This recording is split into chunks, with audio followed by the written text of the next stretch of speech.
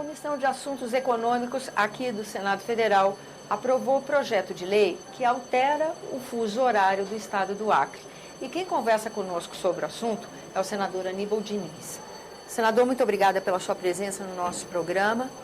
Um fuso horário diferenciado volta para o fuso horário antigo, é isso que aconteceu com a aprovação do projeto? Exatamente. Na realidade, a aprovação do PLC 43 hoje na Comissão de Assuntos Econômicos faz parte de um processo que vem se prolongando desde 2010 com a eleição governamental, porque houve, juntamente com a eleição de governador, o segundo turno da eleição presidencial de 2010, a realização de um referendo em que 56% da população, 56,7%, votaram favoráveis à volta do antigo fuso horário. De lá para cá, teve uma polêmica toda, porque imaginava-se que o referendo era autoaplicável e não era, tinha que ser transformado em lei. Daí houve uma proposição legislativa aqui do senador Pedro Taques, teve aprovação rápida no Senado, passou também na Câmara, foi a sanção presidencial, mas acabou sendo vetado esse projeto no final de 2011. E daí, no início de 2012, a Presidenta da República mandou novo projeto de lei para a Câmara, tramitou na Câmara ao longo desses meses todos e somente há menos de 2 meses esse projeto veio para a apreciação do Senado.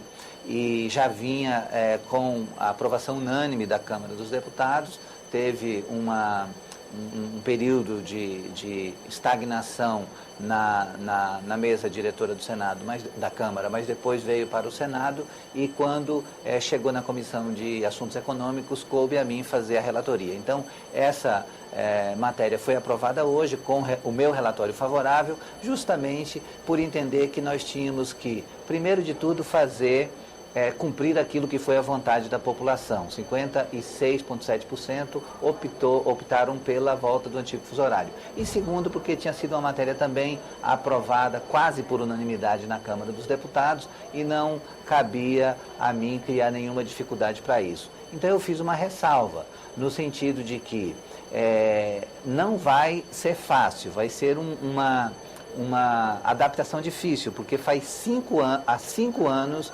que foi implantado o novo fuso horário, com a diferença de 1 hora do fuso horário do Acre em relação a Brasília. E agora a gente vai voltar ao que foi instituído em 1913 pelo presidente Hermes da Fonseca, que estabeleceu uma diferença de fuso horário diferenciada para o Brasil, e depois, com todas as mudanças que aconteceram, com a mudança da capital federal do Rio de Janeiro para Brasília, que se estabeleceu, digamos assim, essa expressão, que era o fuso horário, a diferença da hora do Acre para o horário de Brasília. Mas só que, na realidade, era um assunto já superado de muito tempo. E o senador Tião Viana, quando apresentou o seu projeto de lei tentando diminuir essa diferença, foi justamente para ajudar na integração do Acre ao Brasil. Foi um projeto muito bom. Na realidade, o presidente Lula sancionou uma lei muito boa à época,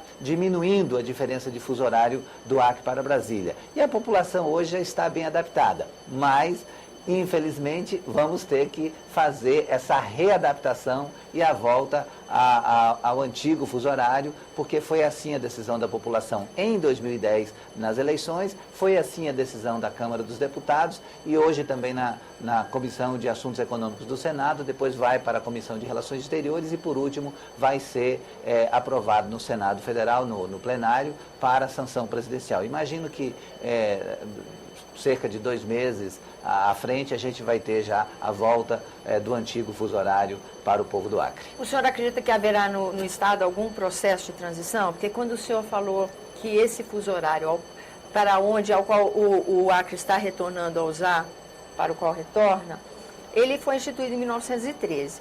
Mas agora nós temos toda uma agilidade de convivência com o digital, com a telefonia. Então aproxima muitos as unidades federativas, né? Olha, o senhor acha que por isso... Na realidade, o que a gente tem que fazer diante dessa mudança é uma reflexão sobre até onde deve prevalecer o embate político. Na realidade, nós estamos voltando por uma questão de embate político, porque o melhor para o Acre, é claro que era permanecer o fuso horário com a diferença de 1 hora em relação a Brasília. Por quê? Porque nós estamos diante das tecnologias da informação absolutamente atualizadas, com tudo online, com os acontecimentos sendo transmitidos ao vivo pelas emissoras de televisão. Imagine só que em tempo real, imagine só que durante o período de horário de verão, nós vamos ter 3 horas de diferença do Acre em relação ao centro-sul do Brasil. Uma programação, por exemplo, da Rede Globo, quando passa às 9 da noite uma programação imprópria para a criança, no Acre vai estar sendo transmitida às 18 horas. Né? Então, tem um conjunto de fatores que são elementos que justificam a diferença de apenas 1 hora em relação a Brasília. Mas, infelizmente, essa questão foi excessivamente politizada nas eleições de 2010. A oposição se utilizou muito do fato de ter havido uma mudança de fuso horário e eles diziam que não havia sido feita uma consulta à população e por isso a população não podia aceitar, não devia aceitar. Aí criou um momento político assim, digamos, de insurreição da população em relação ao fuso horário e acabou que a maioria optou por voltar ao horário antigo. Só que de lá para cá já estamos há 5 anos praticando um fuso horário de 1 hora de diferença em relação a Brasília e agora vamos ter que nos adaptar de novo ao antigo fuso horário de 2 horas. Para mim foi uma volta no tempo completamente desnecessária, mas quando é para fazer valer a vontade do povo, a gente tem que aceitar. Senador, falando em polêmica, aproveitando sua presença no programa, e já que o senhor falou em polêmica, nós tivemos aqui um momento de polêmica também, de grande reflexão e debate no Senado, com o programa proposto pelo governo federal do Mais Médicos.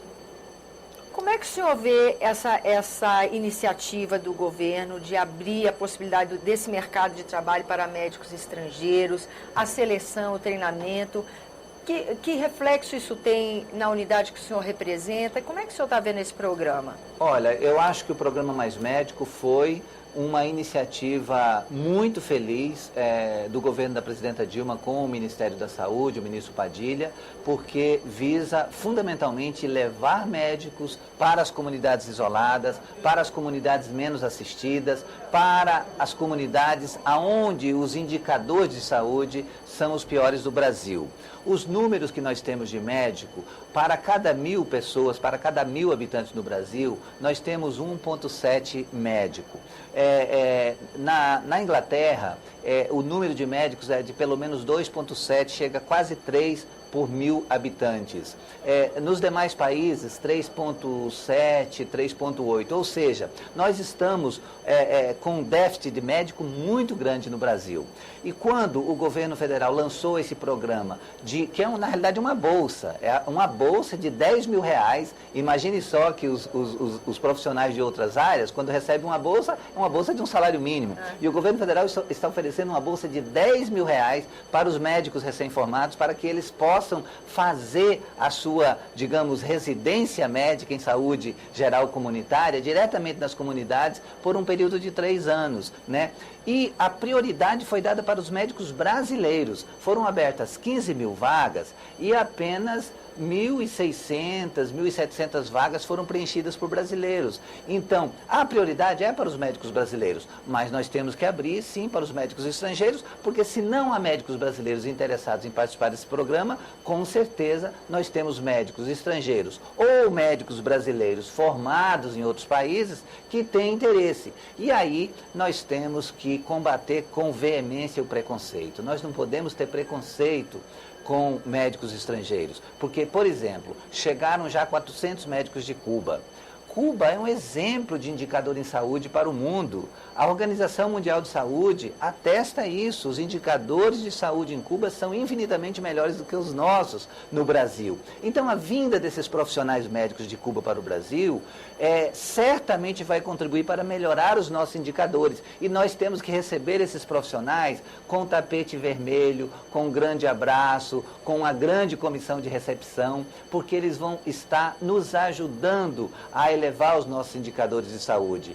E qualquer atitude contrária à presença desses médicos de Cuba ou de outras nacionalidades no Brasil, para mim, é um tipo de preconceito que não contribui para a melhoria de saúde no Brasil. O fato é que o governo brasileiro está interessado em levar médico para a população que mais precisa, a população está aplaudindo essa ideia, está gostando de receber esses médicos, eu tenho certeza que vai haver uma boa adaptação desses médicos com as comunidades e, infelizmente, nós temos uma oposição que vocifera contra isso e de maneira, para mim, equivocada e contra o Brasil, e também os conselhos de medicina numa atitude corporativa, tentando impedir que esses profissionais prestem seus serviços aqui no Brasil. Mas eu sou plenamente favorável ao Programa Mais Médico e tenho certeza que no estado do Acre eles serão muito bem recebidos, porque nós precisamos de muitos médicos para chegar às comunidades isoladas, aos municípios como Santa Rosa,